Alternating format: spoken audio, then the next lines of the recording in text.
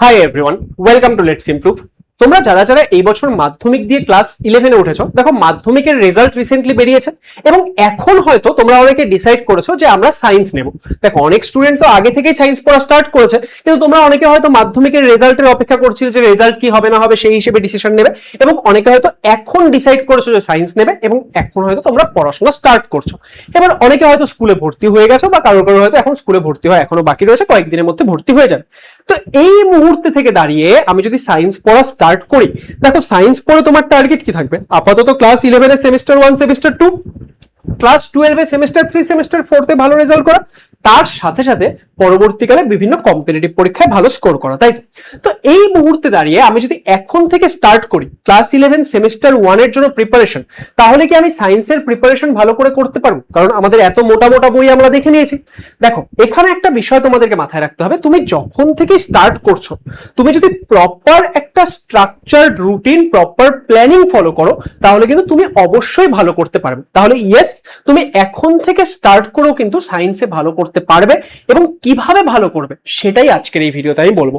তাহলে যারা যারা লেটস ইমপ্রুভ 11-12 চ্যানেলে নতুন, চ্যানেলটিকে অবশ্যই সাবস্ক্রাইব করো, কারণ এখান থেকে তুমি তোমার আপকামিং ক্লাস 11-12 এ প্রচুর গাইডেন্স পেতে চলেছো। তো চলো সবার প্রথমে একটা বিষয় বুঝি যে এই মুহূর্তে দাঁড়িয়ে আমাকে যদি ভালো স্কোর করতে হয়, তাহলে আমাকে বুঝতে হবে যে আমাদের ক্লাস 11 এর সেমিস্টার 1 পরীক্ষায় টাইম কতখানি বেঁচে রয়েছে। দেখো সেমিস্টার 1 পরীক্ষা সেটা সাধারণত সেপ্টেম্বর মাসের দিকে হয়। এবার সেপ্টেম্বরের এক্সাক্ট কবে হবে সেটা তো এখন আমরা জানি না, তো আমি ধরে নিচ্ছি যদি সেপ্টেম্বরের প্রথম সপ্তাহেও হয়, তাহলে এইদিকে তোমাদের কাছে কি মাঝখানে জুন জুলাই আগস্ট 3 মাস মানে 90 দিন। এবার ধরো মে মাসেও 10-12 দিন রয়েছে, ওখানেও ধরো এক সপ্তাহ মতো। তো ওভারঅল তুমি একটা অ্যাভারেজ ধরে নাও যে 100 দিন সময় তোমার কাছে রয়েছে। তো এই 100 দিন সময়ে সেটা কি ক্লাস 11 এর সেমিস্টার 1 এ ভালো স্কোর করা এবং সায়েন্সের প্রত্যেকটা কনসেপ্ট ভালো করে বোঝার জন্য যথেষ্ট? ইয়েস, ভালো করে সময়টাকে কাজে লাগালে অবশ্যই যথেষ্ট। কিভাবে করব? দেখো তোমার এই মুহূর্তে দুটো জিনিসের প্রয়োজন হবে। একটা কি? একটা হচ্ছে প্রপার প্ল্যান, যে তুমি কোন প্ল্যান অনুযায়ী পড়বে না পড়বে, কিভাবে পড়বে না পড়বে, কি অ্যাপ্রোচ থাকবে সেই বিষয়টা। তো সেই প্রপার প্ল্যানটা সেটা তো আজকের এই ভিডিওতেই আমি তোমাদের দেবো।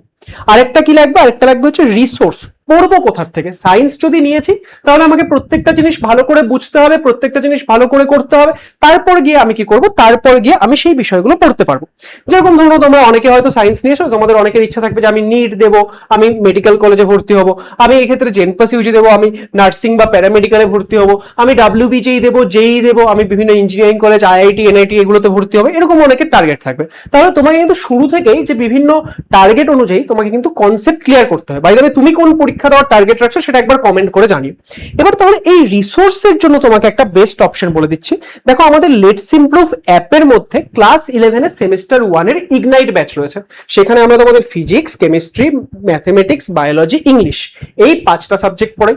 প্রত্যেকটা সাবজেক্টে সিঙ্গেল সিঙ্গেল ব্যাচও রয়েছে, আবার আলাদা আলাদা কম্বাইন্ড ব্যাচও রয়েছে। তোমরা লেটস ইমপ্রুভ অ্যাপ ডাউনলোড করতে পারো, সেখানে গিয়ে তোমাদের যেই ব্যাচটা প্রয়োজন, তোমার ফিজিক্স ব্যাচ প্রয়োজন ফিজিক্স ব্যাচ নিতে পারো, তোমার পিসিএমবি প্রয়োজন পিসিএমবির ব্যাচ নিতে পারো, তোমার পিসিএমই প্রয়োজন তুমি সেটা নিতে পারো, তোমার পিসিবিই প্রয়োজন সেটা তুমি নিতে পারো। তো যেটা তোমার প্রয়োজন সেই ব্যাচে কিন্তু তোমরা এনরোল করতে পারো। তাহলে লেটস ইমপ্রুভ অ্যাপ ডাউনলোড করে তোমরা এনরোল করে নিও। আর যদি তোমাদের কোনো রকম কোনো কোয়ারি থাকে ব্যাচ সম্পর্কে বা বুঝতে পারছো না কিভাবে ভর্তি হবে, তাহলে এই নাম্বারগুলোতে কন্ট্যাক্ট করো, আমাদের টিম থেকে তোমাদেরকে হেল্প করে দেবে। এবং এই মুহূর্তে তোমরা ইগনাইট কুপন কোড ইউজ করলে আমাদের এই ইগনাইট ব্যাচে এক্সট্রা 100 রুপিসের ডিসকাউন্টও পেয়ে যাবে। তাই তাড়াতাড়ি এনরোল করে নিও। এবার কথা হচ্ছে যে আমাদের পড়ার প্ল্যানিংটা কি থাকবে, আমাদের টার্গেট কি থাকবে। দেখো সবার প্রথম বিষয়, তোমাদের যদি পরীক্ষা সেপ্টেম্বর মাসে হয়, এমসিকিউ পরীক্ষা, তার জন্য কিন্তু তোমাদেরকে প্রচুর প্রচুর এমসিকিউ প্র্যাকটিস করতে হবে। এবার যারা যারা আমাদের ব্যাচে থাকবে তাদেরকে তো আমরাই প্র্যাকটিস করাবো, চিন্তার কোনো বিষয় নেই। এবং তোমাদের কিছু ক্লাস ইউটিউবেও আসবে, তার জন্য ইউটিউব চ্যানেলটি অবশ্যই সাবস্ক্রাইব করে রেখো। এবার সিলেবাস সেটা তোমাকে 10th আগস্টের মধ্যে কমপ্লিট করতে হবে।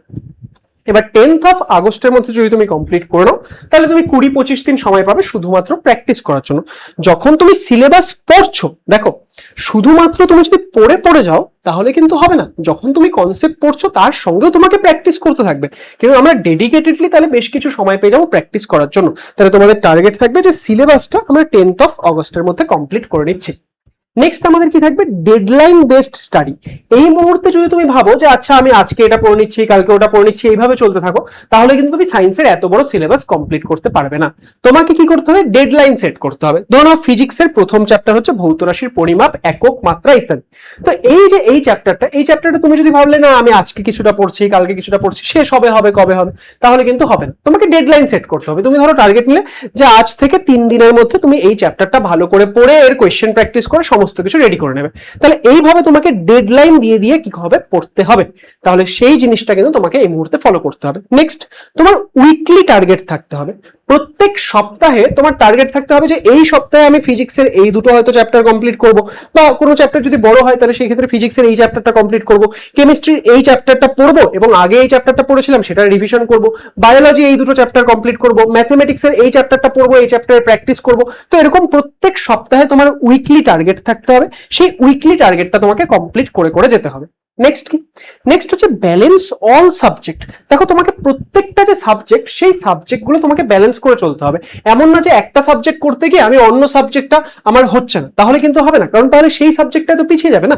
তোমাকে প্রত্যেকটা সাবজেক্ট ব্যালেন্স করে চলতে হবে। এবং তোমরা অনেকে বাংলা ইংরাজি এই দুটোকে অতটা গুরুত্ব দাও না। হ্যাঁ, এবার স্বাভাবিকভাবে যারা সায়েন্স নিচ্ছ তাদের কাছে বাংলা ইংরাজি পড়ার জন্য সময়টাও একটু লিমিটেড হয়ে যায়। তো তার জন্য তোমরা কিন্তু প্রপার স্টাডি মেটেরিয়াল ফলো করতে হবে। আর দেখো আমাদের লেটস ইমপ্রুভ অ্যাপের মধ্যে তোমাদের ইংলিশ ব্যাচ রয়েছে সেপারেটলি, চাইলে তোমরা ইংলিশ ব্যাচেও ভর্তি হতে পারো। সেখানে কিন্তু তোমাদেরকে এমন ভাবে জিনিসটা রেডি করে দেওয়া হবে যে তোমাদেরকে নিজেরা খুব বেশি এফর্ট দেওয়ার প্রয়োজন হবে না। ক্লাসে ম্যাম যেটা পড়াবে আর যেটা হোমওয়ার্ক দেবে সেগুলো তুমি রেগুলারলি করতে থাকবে, তাহলেই তোমার কিন্তু কাজ এগিয়ে যাবে। নেক্সট হচ্ছে তোমরা অনেকেই বিভিন্ন রকম কম্পিটিটিভ পরীক্ষার প্রিপারেশন করবে। আমি অলরেডি বলেছি, একবার কমেন্ট করে জানিও কে কোন পরীক্ষার প্রিপারেশন করছো। তো সেই কম্পিটিটিভ পরীক্ষাটাকে মাথায় রেখেও কিন্তু তোমাকে জিনিসগুলো ভালো করে বুঝে বুঝে চলতে হবে, কারণ আলটিমেটলি এখন যদি তুমি না বুঝলে তাহলে কিন্তু পরবর্তীকালে তোমার সেই কম্পিটিটিভ এক্সাম প্রিপারেশনের সময় আবার তোমাকে সমস্ত কিছু শুরু থেকে বুঝতে হবে। তাই এখন থেকেই ভালো করে জিনিসগুলো বুঝে বুঝে এগোনোর চেষ্টা করবে। তাহলে এই 5টা জিনিস তোমাকে কিন্তু এই মুহূর্তে ফলো করতে হবে। এবার স্যার আমি কোনো একটা জিনিস পড়বো কি করে? দেখো সিম্পল কথা, তুমি যেই জিনিসই পড়ছো, যেই টপিকই পড়ছো, সবার আগে কনসেপ্ট ক্লিয়ার করবে। সায়েন্সের ক্ষেত্রে এটাই সব থেকে গুরুত্বপূর্ণ যে আমার কনসেপ্ট ক্লিয়ার হচ্ছে কি হচ্ছে না। যারা যারা আমাদের ইগনাইট ব্যাচ থেকে পড়বে তোমাদের কনসেপ্ট ক্লিয়ার নিয়ে কোনো চিন্তা নেই। অনেকের ফিজিক্স কঠিন লাগে, আমি গ্যারান্টি দিচ্ছি তোমরা যখন আমার থেকে ফিজিক্স পড়বে তোমার প্রত্যেকটা জিনিস ক্লিয়ার হবে। ওকে, তো সেই কনসেপ্ট ক্লিয়ার করাতে ফোকাস করবে। একবার কনসেপ্ট ক্লিয়ার হয়ে যাওয়ার পর বই থেকে একবার জিনিসটা পড়ে নেবে। তারপর ক্লাসে যে কোয়েশ্চেনগুলো প্র্যাকটিস করানো হচ্ছে সেগুলো, তার সাথে সাথে বইয়ে যদি আরো প্রশ্ন থাকে সেগুলো তোমাকে কি করতে হবে, রেগুলারলি প্র্যাকটিস করতে থাকতে হবে।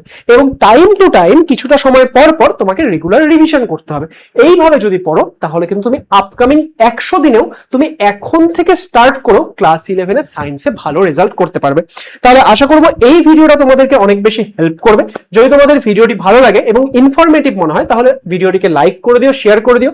ভিডিও ডেসক্রিপশনে আমাদের ক্লাস 11 এর টেলিগ্রাম গ্রুপের লিংক থাকবে, সেটা অবশ্যই জয়েন করে নিও, কারণ সেখানে তোমরা বিভিন্ন নোটস, ক্লাসের আপডেট পেয়ে যাবে। আর যারা যারা সিরিয়াসলি আমাদের সঙ্গে পড়াশোনা করতে চাও, লেটস ইমপ্রুভ অ্যাপ ডাউনলোড করে আমাদের ইগনাইট ব্যাচে ভর্তি হতে কিন্তু একদমই ভুলো না। Thank you and all the best সবাইকে।